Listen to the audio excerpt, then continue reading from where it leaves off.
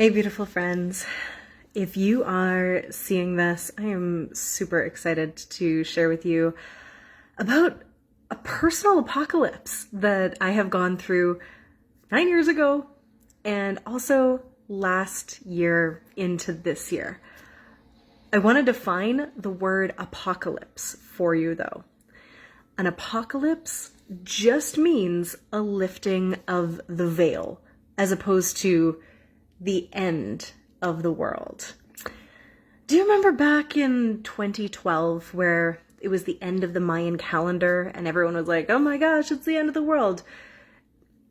It was the end of my world as I knew it on December 21st of 2012.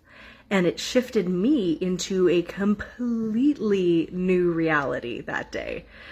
Oh my goodness. I want to share that story with you, but I just wanted to give you a bit of the context of this, of the personal apocalypse that I went through and how I think it prepared me for the pandemic, for the role that I'm in right now as a coach, a light leader, and also it was only the beginning of an experience.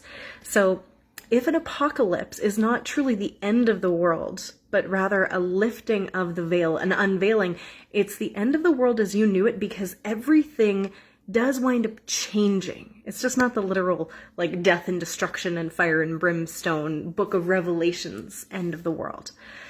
So I had already been on my spiritual journey for a long time when the whole 2012 Mayan calendar thing came up. And I already lived through Y2K, so I was like, oh yeah, another end of the world prophecy. But I was aware that some things were going to be shifting and changing. But I, like many others at the time who were channels, who were on this journey, assumed that it was going to be a global thing. And a lot of people after 2012 were like, oh, nothing changed. Weird, we were wrong. But my experience was that I had my own internal journey and shifts and changes that just honestly were a catalyst for so much changing in my life. So let me take you back to the evening of December 21st, 2012. Oh my gosh, a lot of ones and twos. So I was performing with Flow Science, which was a hula hoop performance group, and we were at a BioWare Christmas party, and it was an amazing performance. We knew some people who had invited us, who worked there, so we stayed for the party. It was epic, and of course, doing some light drinking, indulging in this amazing buffet with so much amazing food. Might I say, overindulging? At the time, I was already aware that too much gluten, dairy, alcohol, caffeine, all of those things mixing up together were not really gonna serve my body. Sometimes I did it anyway. Can anybody relate? You're like, I know I'm gonna regret this later. That's not what got me though. I had a bite of this fish, this seafood, and it tasted kind of funny to me. I ate it anyway. I swallowed it. Upon retrospect, perhaps I should have spit it out. But I remember asking the group, does that taste funny to anybody else? And they were like, no, it's delicious. So fast forward a few minutes later, let's say about half an hour later, tummy's gurgling, go to the bathroom and realize, you know what, this is going to be a bigger experience than I think I'm wanting to have at this party. So I drive home with my husband, drag him away from the party. This is before midnight, and I wind up spending that move into the end of the world, the apocalyptic time, the end of the Mayan calendar, on the floor of my bathroom. It was a enlightening experience. Let's just put it like that. It was a cleansing, a purification. Oh my gosh. Not to give you TMI, I do apologize for that. I'm not going into graphic detail, but the whole time I just knew that I was fine. Everything was going to be okay. And it was really interesting because I felt my spiritual team there with me, holding me, even though I was like shaking and shivering on the bathroom floor, just like not physically good, but I had never felt so okay before. It was really interesting, and I could feel this portal open up, this energetic gateway, and I felt myself basically needing to be purified, to be cleansed energetically before I walked through it. So it felt perfect. It felt divine. So there was this really interesting dichotomy of what was happening on the physical and what was happening energetically. And it just goes to show that, suffering is not necessarily something we have to do, right? Even if we're in pain, even if we are not feeling well, we can be in pain, but we don't have to suffer from it, because it's the lens through which we're looking at it, right? The perspective and that feeling of being supported and held and cared for kept it from being an experience where I would have suffered like I would have in the past. So Erin's just saying, those times when you realize your intuition was yelling, but you still didn't listen. Yes, and here's the interesting part. I required that experience. So if I had listened to my intuition and not eaten that, I wouldn't have had this ritual cleansing purification experience that felt really necessary, that was a catalyst for this huge apocalypse, for this huge lifting of the veil. So it was not wrong for me to not hear that intuition, right? It was not right. It was actually perfect that I didn't, because I needed to go on this journey of intensity. Because I woke up the next day and I felt the energetic shift. I was like, oh, I feel pure. I felt like I'd had a 7-day water fast. I was just so aligned. It felt so divine after this experience that I was like, I would like to keep this feeling of purity. Because part of what had occurred was, like the partying, the overindulging, all of that, regardless of whether or not it was the fish that got me into this purification experience. I realized that I hadn't been listening to my body very well, right? Even though I needed to not listen to my body to have the lesson, I was like, sorry, body, you deserve so much more. I appreciate you. So at the time, I was really into reading books that were like a 1-year challenge. I read books like Know It All, where A.J. Jacobs would like read the entire encyclopedia, and I think it took him a year.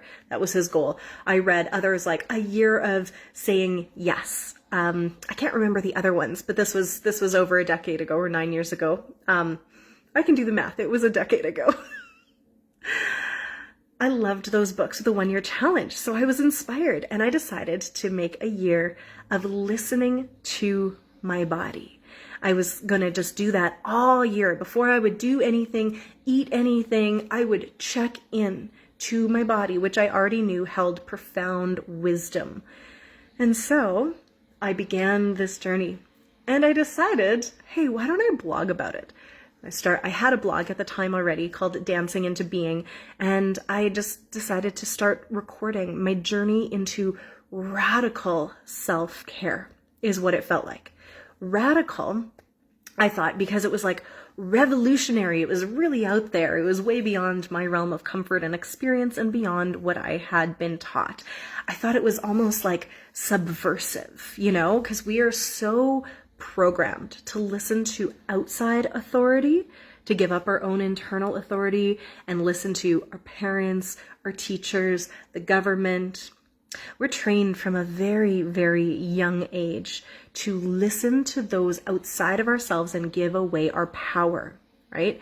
We are told as children, you can't possibly be hungry, you just had dinner, or you have to be hungry, you haven't eaten all day, or you need a jacket. It's cold outside. You need it. Put on a jacket right now. But I'm hot. We're just in these very small ways programmed to say what you are experiencing and what you are thinking, what you are feeling is not accurate. And this person of authority knows better than you. So this is a thing we've all been through. It's something that I am playing with supporting my daughter in being able to retain her authority. But for most of us, it's an unlearning that we need to go through to deprogram ourselves from looking to external authorities to tell us what we need, what we require in this moment.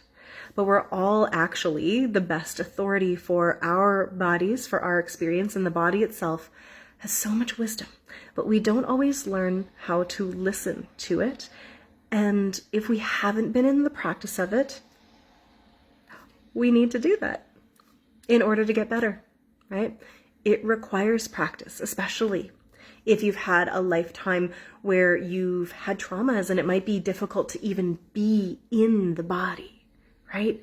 If it is difficult to slow down and relax the nervous system enough to land, to listen, then how are you supposed to do this? So there might be a few steps first to be able to get into this process. But I learned over this year of listening to my body that there was so much wisdom, and that I could literally have a conversation with my body. I had a conversation with my DNA at one point. I had a conversation with my ovaries giving me information. I'll share more about that in a moment. But when I'm saying have a conversation, I mean literally speaking to the area of my body.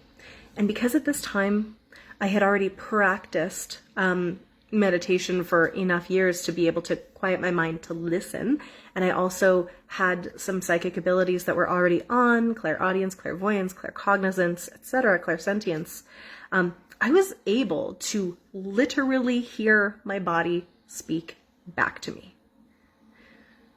There was one time when I actually had another really catalytic event that we could look at as being really awful, that could have been full of suffering, or an important catalyst on my journey that I'm grateful for, where I was having sleep paralysis, when you're like, you wake up, but you're like trapped in your body.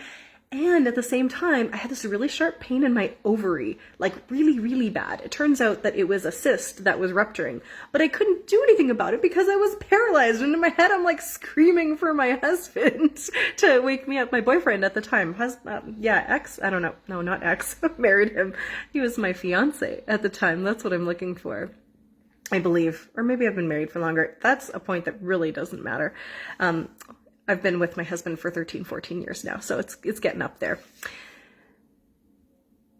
Afterwards, after I'd gone to the hospital and gotten this checked out and found out that, it was nothing dangerous, it was just the cyst that ruptured, I sat down with my ovary and I was like, what the dude? Like, what? Why did you do that? What is going on?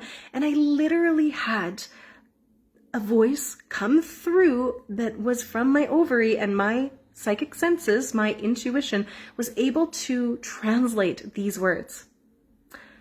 I am scared. I am not comfortable at home. I was like, this is unexpected. I was not expecting this response at all. And this was actually before I was living with my fiance at the time. I was just about a month shy of moving in with him. I was living with some roommates, and they had some friends who were over who were really sketchy, and they had been staying there for like a week, and they were talking about like robbing a 7-Eleven or something. I did not feel safe, but my conscious mind was like, oh my gosh, I'm sure it's fine. And it didn't even register. It was like, it's no big deal. They're not going to do anything to us. But my body heard that and was like, this is not a safe situation. I don't feel comfortable. But I wasn't listening to my body. So it got my attention really profoundly in this really incredible way. And all I needed to do was listen. I asked my ovary, hey, do you need me to do something? And they're like, no, you're moving out. You're leaving the situation. I mean, stay at my husband's at the time. Not my husband, my current husband. Stay at his place more. But honestly, I just needed you to hear me. And that was a lesson. My body was like, I don't have to give you painful cysts rupturing anymore because you actually took the time to listen to me. That was a revelatory moment. That my body was sending me messages that I could discern that I could actually like receive this wisdom from my body. It was incredible. And it began the process. I would love to say that I became a master of it that year. That has not been the case. There have been many times where I've been really good at it and times that I've fallen away. This is the thing. We can learn a lesson really well at one stage of our life, and then there is new experiences in your life, new challenges, new level, new devil. Have you heard that one? So after my year of listening to my body, I felt amazing. I wound up traveling the world. I wound up having all of these experiences. I felt really pure. I had a whole year of being completely sober because my body was never saying, you should get drunk, you should get high. Like my tongue might have been like, ooh, wine would be nice. But the whole body system was like, no, like sobriety is where it's at. So I had a lot of time to sit with my emotions. A lot of things came up. I really felt that I came to this new level of understanding myself. It set my career path out in a different way. I took all of these trainings. I connected with so many people. I knew how to listen to my body and how to tap into that infinite divine wisdom and to the all that is by going inward in a more profound way as opposed to always going out. There were so many more lessons. I'm sure I'll share more of them with you. But when it came to new level, new devil, I had a kid back in 2016. I also started a business, and I have been an entrepreneur since 2014.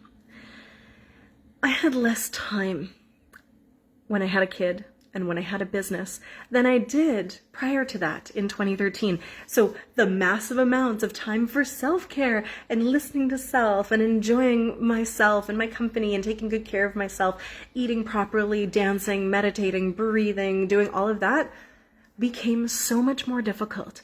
And I actually tapped back into the older programming of focusing outwardly after I had my child.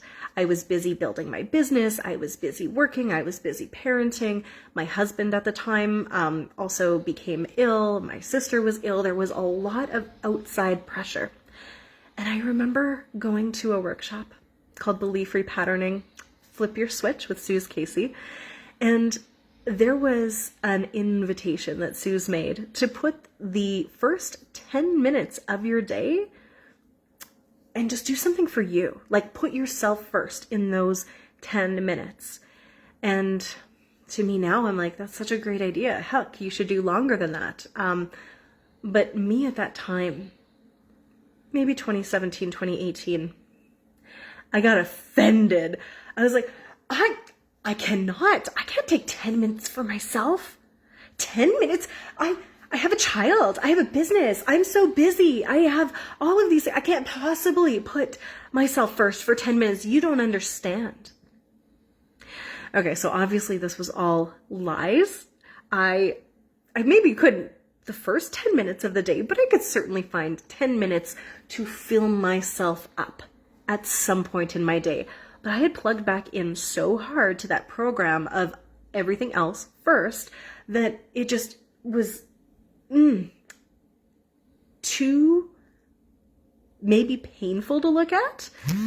Maybe I knew on the intellectual that I should be doing that, but I just got all defensive because I was like, I'm not doing it, so therefore I can't. So screw you for even suggesting that I'm not doing all the stories. Oh my gosh. Fortunately, I learned through that weekend the technique of belief repatterning, and I was able to move through those limiting beliefs and support myself. And I actually stepped into the belief repatterning practitioner program, and I had coaches that worked with me to completely reshape what I was believing about what I could prioritize. And I slowly but surely started to pull me back into the priority and realize that self-care is the foundational piece for everything. And so I learned that lesson, and I started investing back into myself, and I started being able to share that wisdom with my clients and coaching people on that. And, the playground membership that I have with Nina and Nicole is all about self-care and connection to the divine.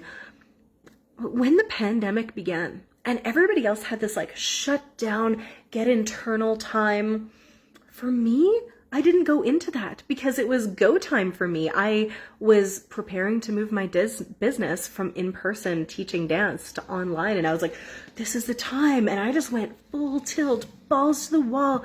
And I didn't stop to rest and relax. I just was like service to others, building my business. It was so good. It was so filling. It was soul filling. I loved it. And I was still doing self-care. Don't get me wrong, because I learned the lessons. But then there was a new level, new devil.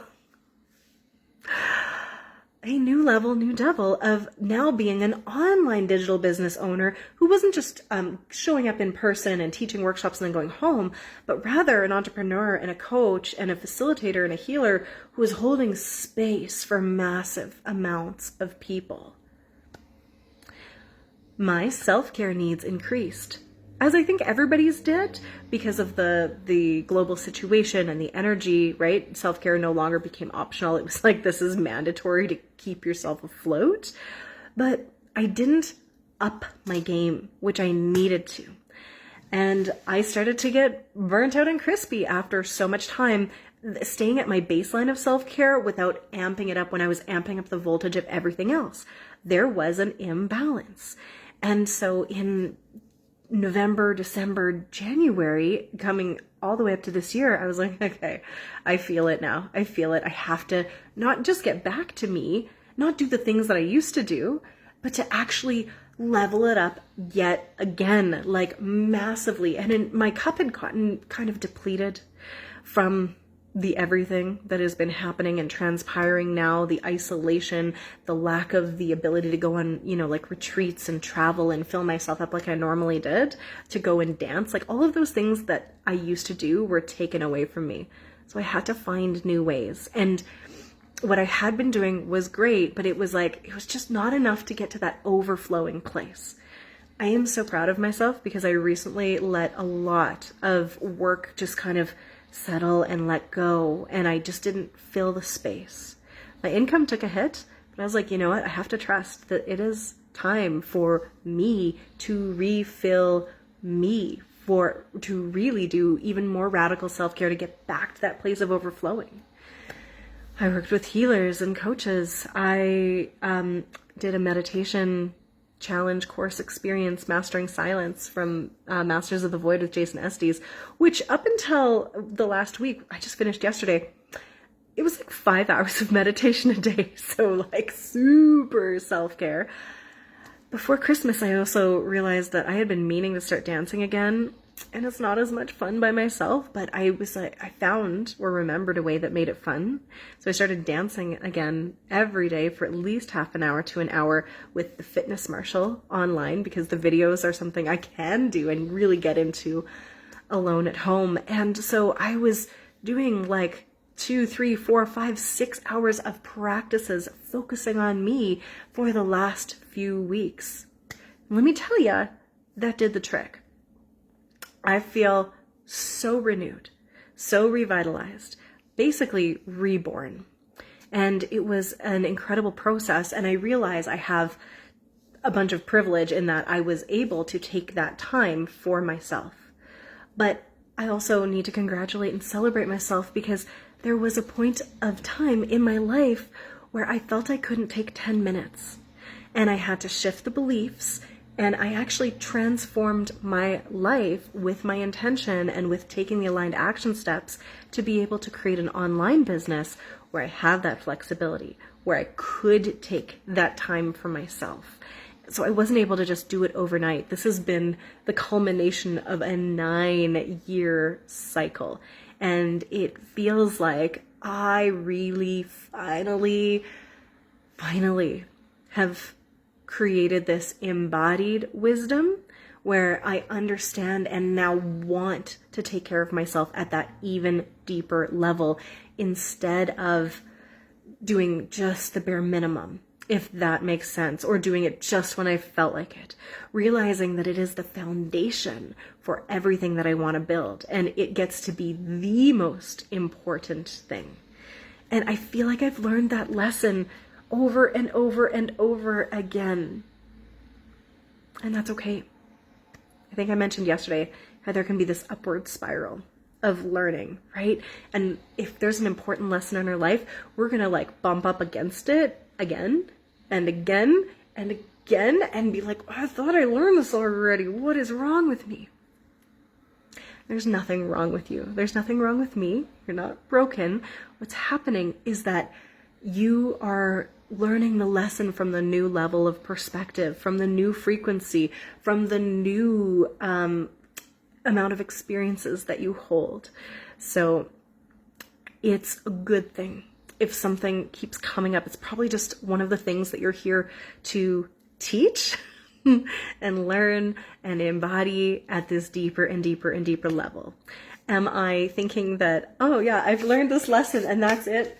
No. I am wiser now, and I understand that this is a core life theme for me, and I'm going to always be learning more about that, and it's going to shift and change just as it changes in different levels and layers of your life. It changed for me when I became a mom. It looked different when I became an entrepreneur. Then it looked different again when I was a digital entrepreneur. Change is the constant. But this radical self-care journey for me has been so foundational to be able to grow, to be able to show up as who I am and discover how deeply rooted I can be into my beingness and have that embodiment to take care of this physical form so that I can reach the heights of connection with the divine and share my voice and teach my programs and coach my clients and everything like that. And that's what I actually learned yesterday. I Googled the meaning of radical because I was like, I feel like there's something in this word that I have not fully pulled out of it yet. And the couple definitions, I was like, yeah, I know that. But it was the root of the word radical that I was surprised to see actually comes from the Latin, like to be rooted in, like a tree root, right? Like the foundation. And I was like, oh, okay. I get it now. I get it at the deeper level. The radical self-care is self-care that is rooting us down, anchoring us in to the earth, to our bodies, to our physical experiences so that we can be here, these spiritual beings showing up as us, right? And the more we root down and anchor into the physical body and support the physical vessel, the more we support the emotional vessel, the mental vessel, the spiritual bodies, all of that, when we take care of it, the more we can access the all that we are, right? And it's okay if we have to learn that lesson more than once, right? It's not, sometimes you forget, I guess, but it's typically that you are deepening your experience of whatever lesson this is. And for me, it's been really learning what I need, how to take care of me. For me, non-negotiables, meditation. I am a cranky bee without that. Connection with community. Also a cranky bee without that. Movement. Oh my gosh. Creative self-expression, but not just any movement. Like I notice that I just got a package delivered and I have no idea what it is, but that's okay. I'll get it after this. When I just move, it's fine. But when I dance and let myself move, sweat, breathe, and be creative to music all at the same time, like that is what my soul needs, right? I stopped dancing for a little while because I had a lot of injuries. I also stopped dancing for a little while for pleasure when I was teaching dance. That's kind of another conversation about monetizing your passions and side hobbies and some of the things that can occur when you do that. But I healed the injuries in my body, And even though it's a little harder to go out and dance with community right now, I have found a way to give myself what I need in a way that makes me feel joyful and aligned. I've gotten my energy back. Mama got her groove back, right? And for so many years, it was the way that I brought my magic in. But then other things came through and I was focused on other things instead, like light language, which does almost the same thing as dancing and all of these things. And I thought, well, maybe that's just not a part of my life anymore. But no, I circled back to it, and intuitively it has come to me that dance is going to be a bigger part of my business again as well. And I can't wait to share some of those pieces with you. This was a long and winding story of my own personal apocalypse. If you are just hopping on now, I've been sharing what that journey from 2012 to now has been in my own personal journey of radical self-care and learning how to take care of myself so that I can show up. It's foundational. I hope perhaps some of it might be inspirational. I love that we can share stories and that maybe we can learn from each other's mistakes. So we don't have to make the mistakes ourselves. We can pick up the coding. We can pick up the information that we need. And let me know if this is resonating with you at all. Let me know if in the comments you've been through a similar journey too. Because I know I'm not special. I'm unique.